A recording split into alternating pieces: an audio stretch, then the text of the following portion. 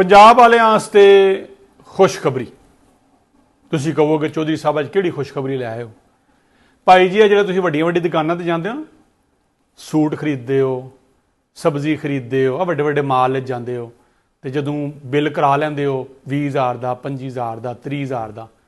अजकल तो वैसे यही ने, अज तो जोड़े माड़े तो थोड़ा जिहा उतला बंदा है ना, वह भी वड्डे वड्डे शॉपिंग प्लाजे च वड़ जाता, वाधू पता लगता कि गलत जगह पर आ गया। वो जो तुहानूं बिल देंदे ने उहदे च जनाब जिहड़ा छापड़ तुहानूं देंदे ने ना, उहदा भी रुपये 50 उन्हें लाए होंदे ने। वो पंजाब हुकूमत का एक डिपार्टमेंट है EPA, पंजाब एनवायरमेंटल प्रोटैक्शन। उन्हें जनाब पाबंदी लाती है कि अज तो बाद, अज नहीं सॉरी अज महीना दे दिता उन्होंने, महीना 2 महीने सितंबर जनाब जिहड़ा छापड़ ते पैसे लवेगा उहदे ते जुर्माना होवेगा।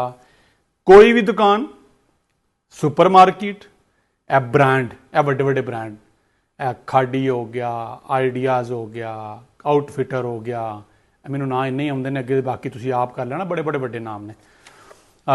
गुल अहमद हो गया, शूज़ बाटा, सर्वस, एंडयोर, बड़े नाम ने। कंपनी वाले नाराज़ हो जाएंगे। ये जो सौदा देंदे ने तुहानूं ते सूट देंदे ने 5,000 का, 10,000 का, 15,000 का, लेकिन वो आंदे उच्ची दुकान ते फिक्का पकवान 10,000 का सूट दे के कहे कि 50 रुपये तुहाडे बैग दे असीं ऐड कर रहे हैं। ये हुण नहीं कर सकणगे। ये वैसे ही उन्होंने मेरा ख्याल है शर्म आनी चाहिए सी कि इन्ना वड्डा दुकान, एड्डा वड्डे मामला ते बैग दे पैसे ऐड करते हो। मैं तो वैसे काफ़ी दफ़ा उन्होंने कहना, लेकिन कोई नहीं करते। आंदे ने असीं कहना सानूं हत्थ ही ते सानूं पता लगे कि इस दुकान चों गए असीं।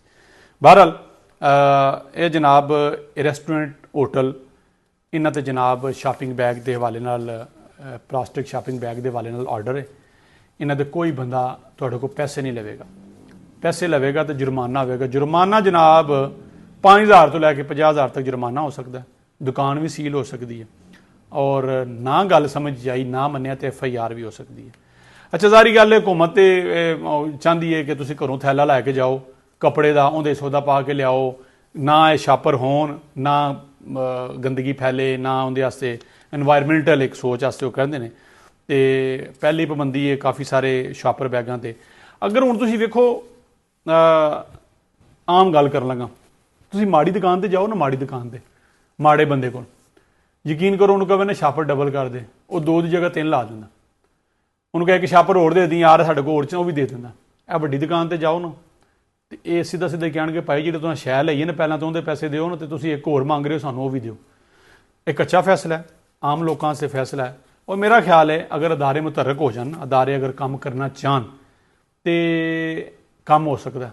बड़े सारी खराफात ने जिन्हां ते काबू पाया जा सकता है, जिन्हां च ए वड्डी वड्डी कंपनियां निक्के निक्के पैसे जमा करके बड़ा सारा काम जमा करा लैंदे ने।